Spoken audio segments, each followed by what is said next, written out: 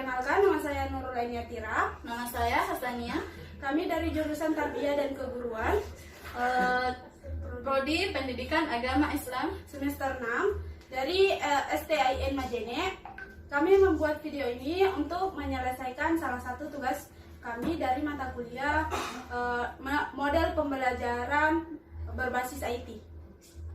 Nah, hari ini kami akan menjelaskan mengenai iman kepada malaikat Allah.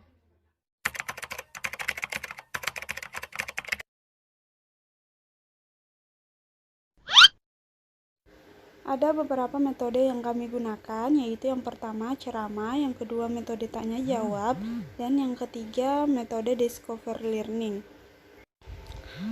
Metode ceramah adalah metode mengajar dengan menyampaikan informasi dan pengetahuan secara lisan kepada sejumlah siswa yang pada umumnya mengikuti secara pasif pada waktu dan tempat tertentu. Adapun kelebihan dari metode ceramah, yang pertama, dengan menggunakan metode ceramah, guru mudah menguasai kelas. Yang kedua, ceramah dapat memberikan pokok-pokok materi yang perlu ditonjolkan. Yang ketiga, metode ceramah mudah dilakukan, dan sebagainya. Nah, adapun kelemahan dari metode ceramah, yang pertama, peran guru lebih banyak sebagai sumber belajar. Yang kedua, materi pelajaran lebih cenderung pada aspek ingatan. Yang ketiga, sulit bagi yang kurang memiliki kemampuan menyimak dan mencatat yang baik. Nah, selanjutnya, metode tanya jawab adalah suatu metode yang cara penyajian pelajarannya dalam bentuk pertanyaan yang harus dijawab, terutama dari guru kepada siswa, tetapi dapat pula dari siswa kepada guru. Kelebihan metode tanya jawab, yang pertama, lebih mengaktifkan siswa dibandingkan dengan metode ceramah. Yang kedua, mengetahui perbedaan pendapat antara siswa dan guru dan akan membawa ke arah suatu diskusi. Yang ketiga, pertanyaan dapat menarik dan memusatkan perhatian siswa. Adapun kelemahan dari metode tanya jawab, yang pertama, dapat menimbulkan beberapa masalah baru. Yang kedua, mudah menyimpang dari pokok persoalan. Yang ketiga, metode ini tidak tepat digunakan pada tahap awal proses belajar bila siswa baru diperkenalkan kepada bahan pembelajaran yang baru. Nah, selanjutnya, model pembelajaran penemuan atau discovery learning adalah memahami konsep, arti, dan hubungan melalui proses intuitif untuk akhirnya sampai kepada suatu kesimpulan. Adapun kelebihan metode ini, yang pertama, mendorong siswa berpikir dan bekerja atas inisiatif sendiri. Yang kedua, mendorong siswa berpikir intuisi dan merumuskan hipotesis sendiri.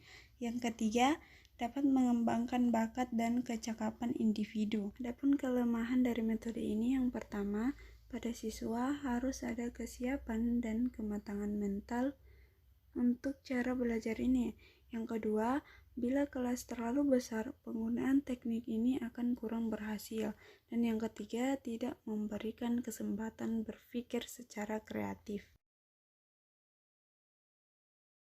Warahmatullahi wabarakatuh, adik-adik. Waalaikumsalam warahmatullahi wabarakatuh. Apa kabar hari ini? Alhamdulillah, luar biasa, baik sekali. Ada yang tidak hadir hari ini? Ada, Bu. Siapa? Nurul Tira. Kemana? Menikah.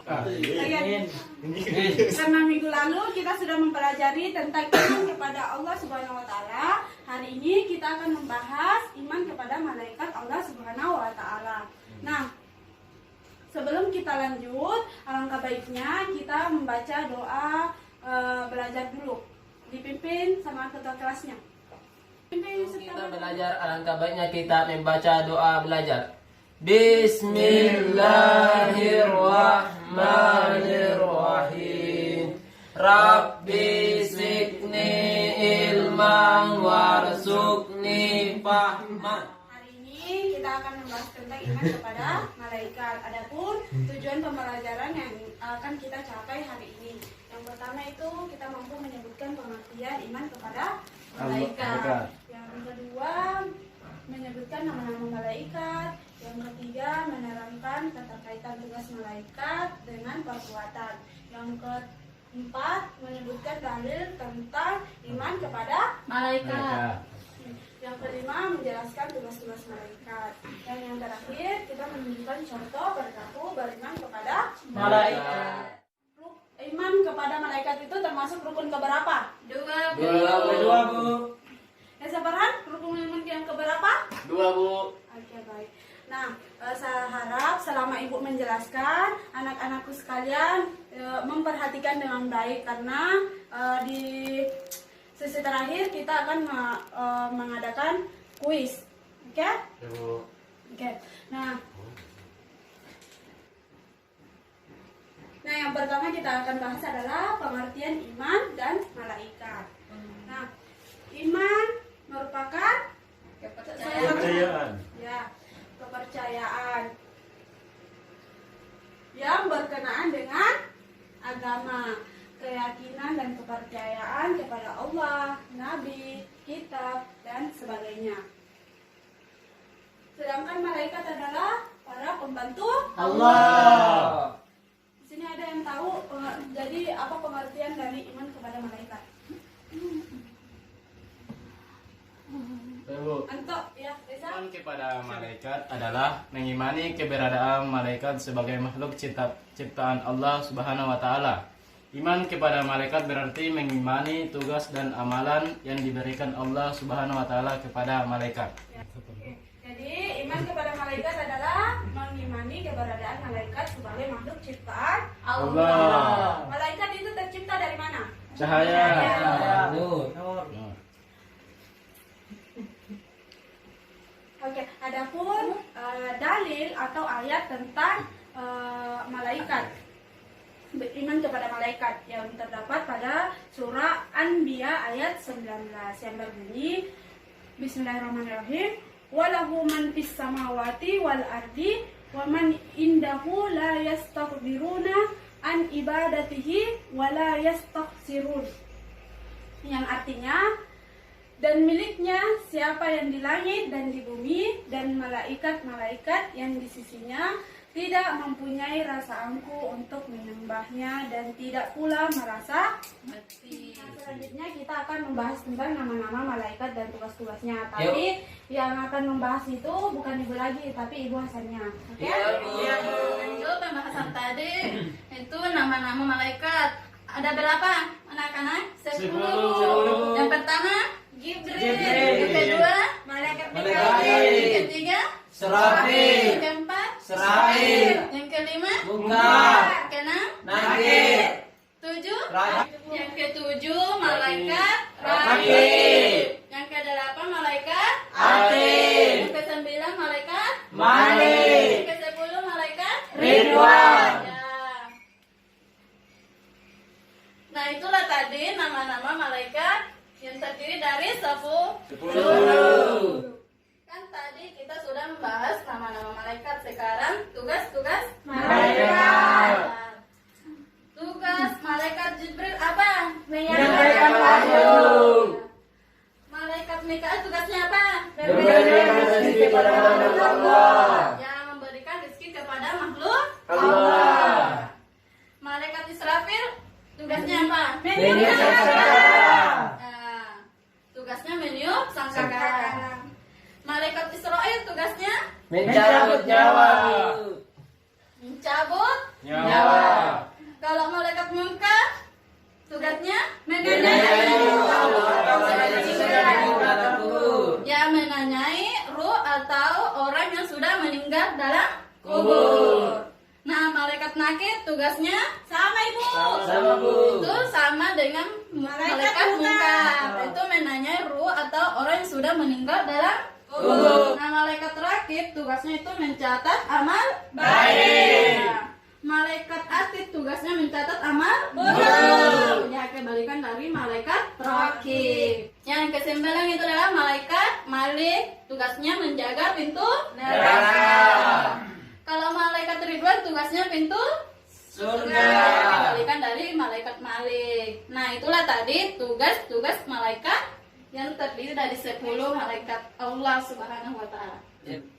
Nah, adapun keterkaitan tugas malaikat dengan perbuatan. Yang pertama itu misalnya malaikat rakib dan atid yang bertugas untuk mencatat amal baik dan buruk. Nah, dengan begitu manusia senantiasa berhati-hati dalam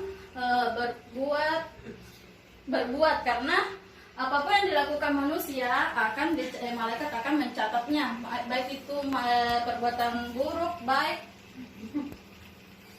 semuanya itu akan dicatat oleh malaikat. Ya Bu.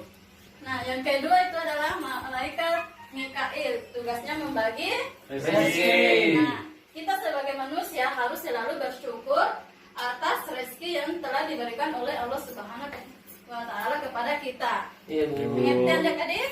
Iya Bu. Oke, kan tadi sudah dijelaskan tentang nama-nama dan tugas-tugas malaikat. Sekarang Ibu akan tanya satu persatu nama dan tugas malaikat. Oke?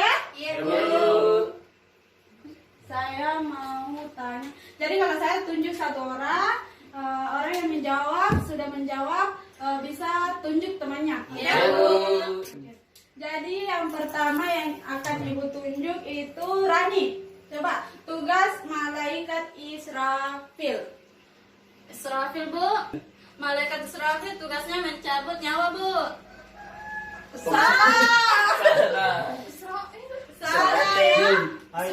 Jadi tugas malaikat Israfil itu adalah meniup Sangkakala. ya Rani. Iya, Bu. Jadi tugas malaikat Israfil itu adalah meniup Sangkakala. Jadi kalau gurunya menjelaskan diperhatikan baik-baik ya. Iya, Iya Bu. Jadi Rani bisa menunjuk salah satu temannya. Anta, Bu. Oke, Anta. Jadi tugas malaikat nakir itu apa? Tugas malaikat nakir yaitu menanyai ruh atau orang yang sudah meninggal dalam kubur. Ya, betul sekali. Tepuk tangan untuk temannya dulu. Ya, Anta bisa menunjuk temannya. Yusuf Taba Bu. Ya, Yusuf Taba, apa tugas dari malaikat Jibril? Malaikat Jibril itu Bu menyampaikan wahyu. Ya, betul sekali. Ya, Yusuf Taba, satu orang lagi yang bisa ditunjuk. Dari Membra Bu. Oke, Darmendra, malaikat yang menjaga pintu surga adalah malaikat. Ridwan, Bu. Ya, betul sekali. Tepuk tangan. Selanjutnya kita akan melihat video tentang contoh perilaku beriman kepada malaikat. Nah, adik-adik, terus kalian menonton video ini dan mengamati apa yang terjadi dalam video tersebut. Setelah kalian menonton, kalian akan menyampaikan apa yang kalian dapat dari video tersebut. Jadi selama video ini diputar, anak-anakku sekalian diharap untuk memperhatikan ya. Iya Bu. Karena nanti akan memaparkan apa yang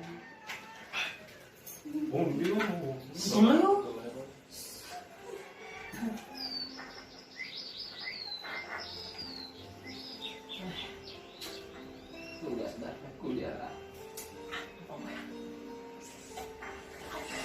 Assalamualaikum. Ibu, Dodo pulang. Mana ya? Wah, kebetulan ada makanan. Dodo lapar nih. Dodo, kamu sudah pulang ya? Ibu, Dodo kira tidak ada siapa-siapa. Memangnya kalau ibu tidak ada, Dodo akan berbuat seenaknya ya? Ibu. Astagfirullah, Dodo kenapa tasnya dilempar seperti itu? Maaf Bu, Dodo salah. Bu, Dodo mau ke rumah Syamil, boleh ya? Iya, kamu boleh ke sana. Tapi kamu jangan lupa makan dulu dan ganti baju ya. Sebentar aja kok Bu, cuma mengambil buku saja. Apa itu dia?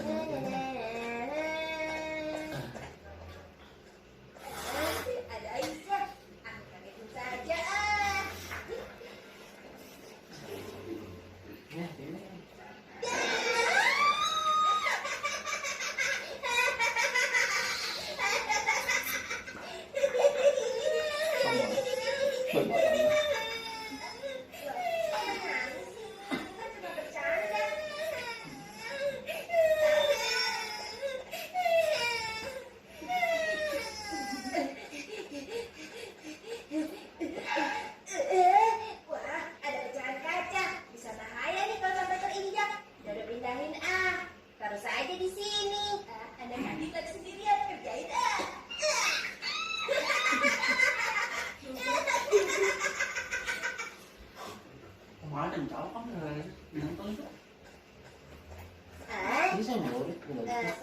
Kayaknya Dodo masih ada sisa uang jajan. Ini dia. Alhamdulillah, terima kasih nak. Ketahuilah nak, di dunia ini tidak ada orang sakti. Akan tetapi, walaupun tidak satu orang pun melihat kita, setiap perbuatan kita selalu ada yang mengawasi dan mencatatnya. Masa? Mana? Siapa? Dodo tidak melihat siapa-siapa, Kek. Mereka itu adalah golongan malaikat yang hidup di alam yang berbeda. Kita tidak bisa melihatnya, tapi mereka selalu melihat dan mengawasi kita. Malaikat itu apa, Kek? Malaikat adalah makhluk Allah yang diciptakan dari cahaya dan mempunyai tugas-tugas khusus. Namun yang disebutkan dalam Al-Quran dan hadis ada 10. Siapa yang mau naik untuk memaparkan apa hasil pengamatannya? Ibu. Ya, Darmendra silakan. Ya. Yang saya amati dari video tadi adalah saat Dodo membuat temannya menangis dan menendang anjing. Hal yang dilakukan oleh Dodo itu adalah perbuatan yang buruk. Setiap perbuatan yang buruk akan selalu diawasi oleh Allah Subhanahu wa taala melalui malaikatnya. Malaikat yang mencatat amal buruk adalah malaikat Atid. Ya, betul. Nah, itulah tadi contoh perbuatan buruk. Nah,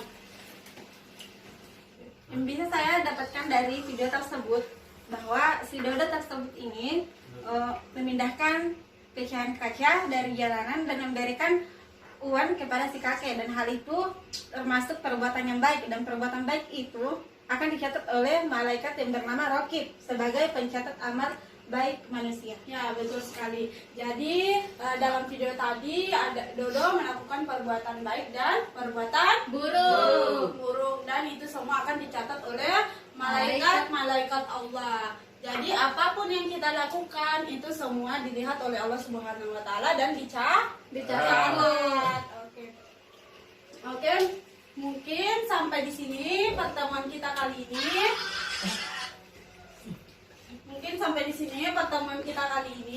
Minggu depan kita akan membahas tentang iman kepada apa? Rukun iman yang ketiga. Kitab. Ya, betul sekali. Kita akan membahas rukun iman yang ketiga, yaitu iman kepada kitab-kitabnya. Nuraini, silakan duduk. Duduk. Kita akhiri pembelajaran dengan membaca doa dulu. Ketua kelasnya. Besok Sebelum kita mengakhiri pembelajaran kali ini, alangkah baiknya kita membaca surah Al-As. Bismillahirrahmanirrahim. Wal asr innal insana lafi khusr illal ladzina amanu wa amilus solihati wa tawasaw bil haqq wa tawasaw bis sabr. Amin. Nah, Baik. semoga apa yang kita pelajari hari ini mendapat berkah dari Allah Subhanahu wa taala. Amin. Saya akhiri dengan ucapan hamdalah. Alhamdulillah. Assalamualaikum warahmatullahi wabarakatuh. Waalaikumsalam warahmatullahi